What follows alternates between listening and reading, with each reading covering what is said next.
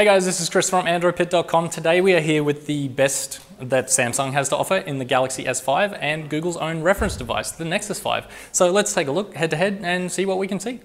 Okay, so we've got the Galaxy S5 on the left and the Nexus 5 on the right, as you can see. So let's take a look at the design. As you can see, the S5 has slightly larger bezels and the dedicated home button on the bottom there, whereas the Nexus 5 has on-screen buttons. Of course, on the S5, the home button is also a finger scanner for added security. Whether you use it or not, it's there. You can also see there's this silver trim on the edge of the S5, which we don't have on the Nexus. If you take a look at the angle on the edge of the Nexus, you can see it's slightly angled in for a little bit better grip, I guess. And then we'll take a look at the back. So we have the much teased back of the S5, the Band-Aid rubber cover, which actually feels quite good. It's not as bad as you think. So we have our camera, we have our heart rate monitor underneath, and a flash.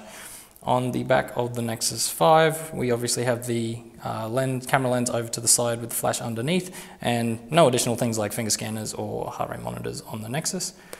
So, what else do we have? Actually, up top, we have headphone ports, but the S5 actually has an IR blaster, which the Nexus 5 does not. And if we go down to the bottom, of course, we have the water-resistant flap, the IP67 certified flap over the USB 3.0 port on the S5. And we have the dual speaker grills on the bottom of the Nexus 5, but don't be fooled, one is a microphone and one is a speaker. On the S5, the speaker is at the back there. Okay, so up front we can see the minor change in the screen size. Obviously the S5 has a slightly bigger display and it's a Super AMOLED, which is better for contrast and saturation of colors. The Nexus 5, on the other hand, has IPS LCD, which will give you better readability in daylight. You can also see, obviously, the first changes in interface. So obviously we have TouchWiz on the Samsung on the right and stock Android on the left. So the Nexus 5 is on 4.4.4 and the S5 on 4.4.2. So if we take a look at the notification shade, we can see some of the first changes. Obviously stock Android, very minimal, not much going on there. The S5 has access to quick settings already up the top with these new icons that Samsung introduced, and you also have access to S Finder and Quick Connect. If you want to get into a bit of customization for your quick settings on the S5, tap that button and you'll be able to access the full range. Same goes for the Nexus 5, we just have slightly less.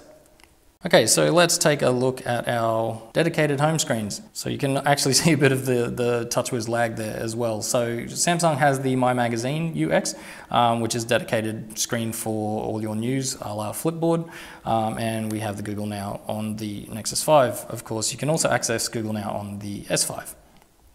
Let's have a look at the app drawer. So we've got quite a few apps on here, but everything's nice and snappy. Oops. Everything's nice and snappy on the Nexus 5, as you would expect. Obviously, a pared down version of Android is always going to be quite fast. The S5 isn't quite as fast, but that can be expected when you're obviously putting a manufacturer skin on top of stock Android. So let's go into the settings menu and we can take a look here. So you'd be very familiar with this basic list view in the Nexus 5, and we have this tabulated view in the S5, which you may have seen elsewhere in some of our other videos. If you want more information on the software features of the S5, you can always take a look at our dedicated S5 software features video. If you don't like the tabulated view, you can also switch to a grid view, which you may have also seen. But it's weird. There's a lot of colors. I can't quite figure out the color coding. It's a little bit all over the place, so I prefer the list view, which is just one single list the whole way down. When we think about the added software features on a Nexus, there kind of aren't many. Google, obviously, to keep the price down, provides a pure reference device that is purest Android running the way it should. So there's not much in the way of added bells and whistles at all. The S5, on the other hand, is at the other end of the spectrum with more things than you know what to do with. Some of them are fantastic, like the download booster, the ultra power saving mode, which we've got in here. These are really, really great additions to any device, and we've seen them added on more and more devices this year as well. But then there's also the other parts of Samsung software additions that not everyone's a fan of, like the heart rate monitor, which personally I don't mind. I think if you're an active kind of person, it can be pretty handy, and it's obviously tied into Samsung's S Health app as well. Not everyone's a big fan of it, but again, you're going to get a lot more built-in software features straight out of the box on a Samsung device than you will on a Nexus. Obviously, that pared back aspect of the Nexus is one of the reasons that you're going to buy it in the first place. So let's take a look at the recent apps. So we have two different layouts, but really doing much the same thing. If you want to check out the differences in the display, let's just quickly pop the Nexus 5 wallpaper on. Actually, let's just view this. And we'll go back to here. So you can see in terms of brightness, these are both on full brightness, and you can obviously see that incredible saturation of the S5 compared to the Nexus 5.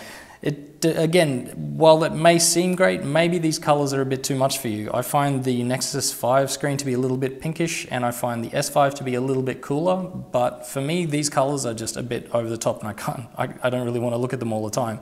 Having said that though, the S5 is way better to read on, so if you do a lot of reading on the web, then obviously the S5 may be slightly more your cup of tea. So let's take a look at the camera apps. So there's my finger, you don't want to see that. Okay, so the camera on the Nexus 5 came out with quite a lot of problems, and it's been through quite a few software updates that have fixed it to a degree, and the Google camera, which is an app you can grab from the Play Store, is fantastic, and that's done a lot to improve a lot of things as well. So both devices have HDR. The S5, however, has a live view HDR, which is pretty fantastic. And if we take a look at the settings, you're going to see one of the things you pay for. Obviously, the Samsung camera is much better. The Nexus 5 in ideal conditions can produce pretty similar results. If you want to see a full gallery, check out the full article in the link in the description below. But you can see that the S5 just has way more options going on in terms of preset modes that you just don't get on the Nexus 5. Obviously, with a Samsung, you're going to get a lot more bloatware, which unfortunately can't remove, but you'll also get all the standard Google apps, which is basically all you'll get on a Nexus 5. Obviously, this is one of our editor's phones, so there's quite a bunch of other apps on here as well. But if we think about software and hardware, obviously you get the bare bones when it comes to software on the Nexus, but you get the best hardware that Google can cram in there for the lowest possible price. So even though the Nexus 5 came out last year and the S5 this year, the Nexus 5 is actually closer in time to the S5 than the S4, which it is usually compared to. So of course the S5 has a marginally faster processor. They both have the same RAM, they have very similar internals, except for battery of course. The battery on the S5 is bigger at 2800 mAh, and it's removable. You also have a micro SD card slot and the IP67 water resistance and dust proofing. None of these things will you get on a Nexus device. Okay, so looking on the back again, you can see that nice rubberized plastic on the back of the Nexus and the textured back on the S5, and of course the all-important cameras. So as I said, the camera on the Nexus 5 has improved significantly, I've got to give it that. The performance is not that great, and at only 8 megapixels it comes in at half the resolution of the 16 megapixel ISO sensor on the S5. Obviously, in ideal situations, yes, you'll get pretty similar results, except when it comes down to megapixels. But when you get into some of the finer shooting modes, things are going to change, and of course the S5 is going to come out on top for obvious reasons. If we take a look at the speakers, as I said, speaker on the back there and speaker down the bottom on the Nexus 5. The S5 speaker, of course, is much louder, and it actually sounds a lot better. The Nexus 5 has not really been lauded for its fantastic speaker, and of course I don't think so either. When it comes to purchasing decisions though, one of the things you're obviously going to be looking at is price. Obviously the Samsung, it's a Samsung and it's a flagship, so it's going to cost a small fortune. At the moment it's around $600 US to buy outright. The Nexus 5 on the other hand, of course, straight from the Play Store for $299 or $349 depending which storage size you get. So again, you have to just weigh up how important price, updates and additional features are for you. So there you go guys, on pretty much every level that we put these two side by side, the Samsung comes out on top for obvious reasons. It costs almost double as much, and Samsung have crammed a whole bunch of stuff into the phone.